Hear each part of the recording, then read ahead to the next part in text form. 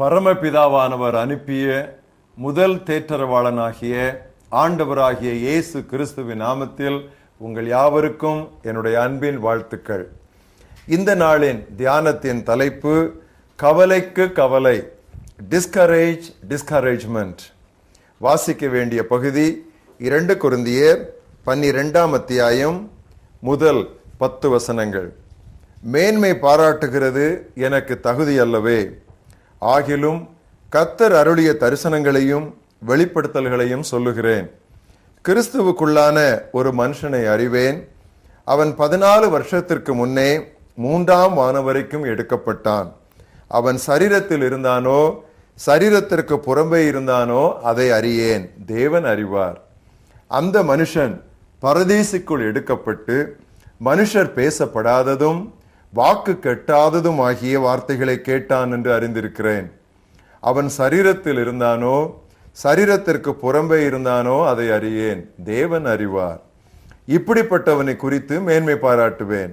ஆனாலும் என்னை குறித்து என் பலவீனங்களை அன்றி வேறொன்றிலும் மேன்மை பாராட்ட மாட்டேன். சத்தியமானதை நான் பேசுகிறேன். நான் மேன்மை பாராட்ட மனதாயிருந்தாலும் நான் புத்தியீனன் அல்ல. ஆனாலும் ஒருவனும் என்னிடத்தில் காண்கிறதற்கும் என்னாலே கேட்கிறதற்கும் மேலாக என்னை எண்ணாதபடிக்கு அப்படி செய்யாதிருப்பேன். அன்றியும் எனக்கு வெளிப்படுத்தப்பட்டவைகளுக்குரிய மேன்மை நிமித்தம் நான் என்னை உயர்த்தாதபடிக்கு என் மாம்சத்திலே ஒரு முள் கொடுக்கப்பட்டிருக்கிறது.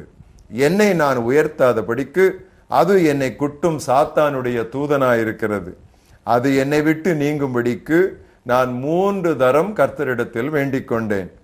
அதற்கு அவர், என் கிருபை உனக்கு போதும், பலவீனத்திலே என் பலம் பூரணமாய் விளங்கும் என்றார். ஆகையால் கிறிஸ்துவின் வல்லமை என்மேல் தங்கும்படி என் பலவீனங்களை குறித்து நான் மிகவும் சந்தோஷமாய் மேன்மை பாராட்டுவேன். அந்தப்படி நான் பலவீனமாயிருக்கும் போதே பலமுள்ளவனாயிருக்கிறேன். ஆகையால் கிறிஸ்துவ நிமித்தம் எனக்கு வரும் பலவீனங்களிலும் நிந்தைகளிலும் நெருக்கங்களிலும் துன்பங்களிலும் இடுக்கண்களிலும் நான் பிரியப்படுகிறேன். மனப்பாட வசனம் 1 பேதுரு 5:7. கடவுள் உங்களை விசாரிக்கிறவரானபடியால் உங்கள் கவலைகளை எல்லாம் அவர் மேல் வைத்து விடுங்கள். Cast all your anxiety on God because he cares for you. கடவுளின் மக்களுக்கு எதிராய் பயன்படுத்தும் அனைத்து ஆயுதங்களிலும் மிகவும் சக்தி வாய்ந்தது சோர்வுறச் செய்வது என்பதே சாத்தான் கண்டுபிடித்தது. ஏனென்றால் மனிதனுடைய இருதயத்தில் உள்ள கவலை அவனை ஒடுக்கும் என்று நீதிமொழிகள் 12:25 வாசிக்கிறோம். பழைய ஏற்பாட்டிலோ புதிய ஏற்பாட்டிலோ எந்த பரிசுத்தவானும் இதற்கு தப்ப முடிவதில்லை. அப்படி இல்லை என்றால் கர்மேல் மலையில் வீரதீர சாகசம் புரிந்த தீர்க்கன் எலியா மறுநாளே கோழையிலும் கோழையாய் சூறைச் செடியின் கீழ் படுத்து கிடந்ததை எப்படி விளக்க முடியும்? பொதுவாக கடவுளுடன் கொண்ட மலையுச்சி அனுபவம் அல்லது அவரது அரசிற்காய் புரிந்த அருஞ்செயல் ஒன்றை அடுத்துதான் சோர்வின் குப்பை மேட்டில் எரியப்படுவோம் என்பது பலரது சாட்சி. ஏராளமான தெய்வீக வெளிப்பாடுகள் இருந்த திருத்தூதுவர் பவுலுக்கு கூட சோர்வுகள் இருந்தன. அவரது உடலில் ஒரு முள் அவரை குத்திக்கொண்டே இருந்தது. அது மிகவும் கொடுமைப்படுத்தியபடியால் அதை சாத்தானின் தூதன் என்று அழைக்கிறார். அது தன்னை விட்டு நீங்க வேண்டுமென எவ்வளவாய் விரும்பினார். அதை குறித்து ஏனோதானோவென்று அவர் ஜெபித்து விட்டுவிடவில்லை. அது முழுவதும் நீங்கிவிடும்படி திரும்ப திரும்ப கடவுளிடம் வேண்டிக் கொண்டார். ஆனால் அந்த பிரச்சனையிலிருந்து பவுலை விடுவிப்பதற்கு பதிலாக அதை சமாளிப்பதற்கான பலத்தையே கடவுள் கொடுத்தார். பாடுதான். ஆனால் தேவ கிருபையால் கண்ணீர் களிப்பாயிற்று. பிசாசுக்கு இது இன்னொரு தோல்வி. சோர்வின் பள்ளத்தாக்கில் புதைந்து புலம்பிக் கொண்டிராமல் வலுவற்றிருக்கும் போதே வலுவற்றிருக்கிறேன் என்று பாடிக்கொண்டு குதித்தெழுந்தார் பவுல். முந்தைய தலைமுறையின் வாழ்க்கை நமது வாழ்க்கையை விட இலகுவாகத்தான் இருந்தது. விஞ்ஞானமும் தொழில்நுட்பமும் இன்று உச்ச நிலையில் உள்ளன. சாதனங்களும் சாதகங்களும் அதிகம். ஆனால் விளைவோ இறுக்கங்களும் இழைப்புகளும் தான். anxiety and tension. நமது முன்னோருக்கு தெரியாத வியாதிகள் எல்லாம் இன்று சாதாரணமாகிவிட்டன. இவை எல்லாவற்றையும் பயன்படுத்தி இறை மக்களை சாத்தான் சோர்வில் ஆழ்த்துகிறான். ஆனால் நேற்றைய, இன்றைய, நாளைய பிரச்சனைகளுக்கு பதில் தரும் திருமறை கூறுவது, கடவுள் நம்மை விசாரிக்கிறவரானபடியால் நமது கவலைகளை எல்லாம் அவர் மேல் வைத்துவிட வேண்டும் என்று நமக்கு போதிக்கிறது. இல்லையேல் யாரை விழுங்கலாம் என்று அலைந்து திரிகிற பிசாசுக்கு நாம் எளிதில் இரையாகி விடுவோம். 1 பேதுரு 5:7-8 வாசித்து பாருங்கள். பிரச்சனைகளுக்கு தீர்வையோ வேதனைகளுக்கு முடிவையோ அல்ல, நம்மால் புரிந்து கொள்ள முடியாத தெய்வீக சமாதானத்தையே ஜெபம் வாக்களிக்கிறது. வாசிக்கிறேன் அந்த பகுதியை. பிலிப்பியர் 4:6-7 நீங்கள் ஒன்றுக்கும் கவலைப்படாமல் எல்லாவற்றையும் குறித்த உங்கள் விண்ணப்பங்களை ஸ்தோத்திரத்தோடு கூடிய ஜெபத்தினாலும் வேண்டுதலினாலும் தேவனுக்கு தெரியப்படுத்துங்கள்.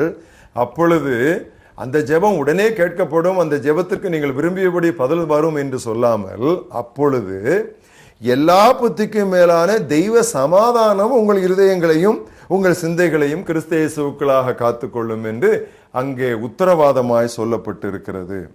பிசாசை எதிர்த்து நிற்க தேவையான சக்தியாய் மாறுவது கடவுளுக்குள்ளான இந்த மகிழ்ச்சியே.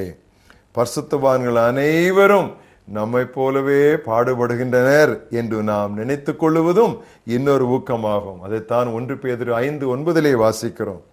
கவலை உங்களை கவலைப்படுத்துவதை நிறுத்தும் வரை கவலையை கவலைப்படுத்துங்கள். இன்னொரு முறை சொல்லுகிறேன்.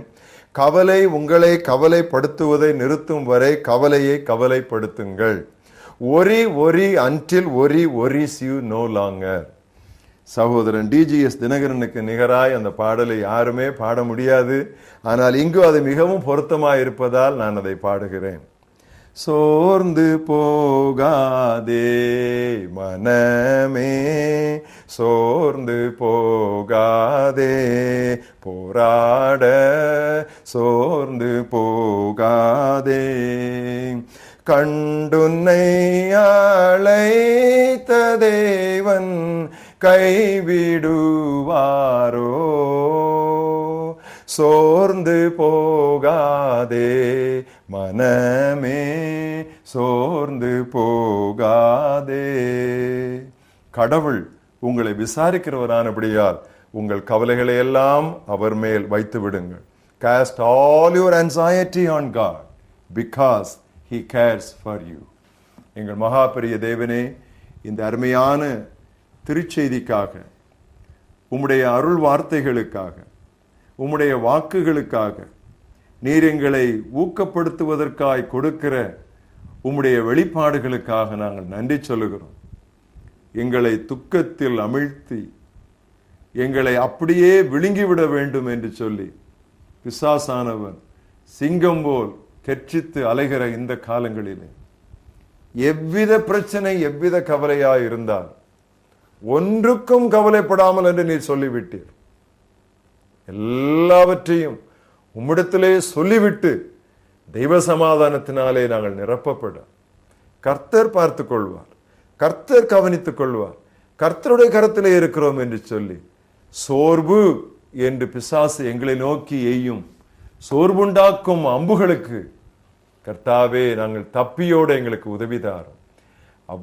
ஒருவேளை அந்த அம்புகள் எங்களை நோக்கி பறந்து வருமானால் கர்த்தாவே அவனுக்கு விரோதமாக ஆவியானவர் கொடியேற்றி அந்த அம்புகளெல்லாம் கூர் ஒட்டிந்து எங்கள் பக்கத்திலேயே விழுந்து கிடக்க வேண்டும் என்று நாங்கள் செபிக்கிறோம். கர்த்தாவே, திரும்ப திரும்ப உம்முடைய திருவசனத்தில் உம்முடைய குமாரனா இயேசு கிறிஸ்து பயப்படாதே பயப்படாதே பயப்படாதே என்று சொன்னார்.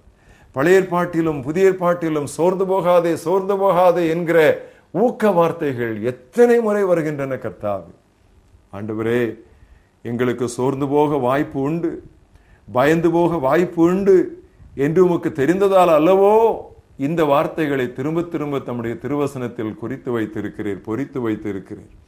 ஆண்டவரே, எங்கள் ஒவ்வொருவரையும் இந்த வேளையிலே உற்சாகமான ஆவி தாங்கும்படி செய்யும். குப்பை மேட்டில் இருந்து நாங்கள் குதித்து எழுந்து எங்கள் தேவனுக்காக கொடியேற்ற கர்த்தர் உதவி செய்வீராக.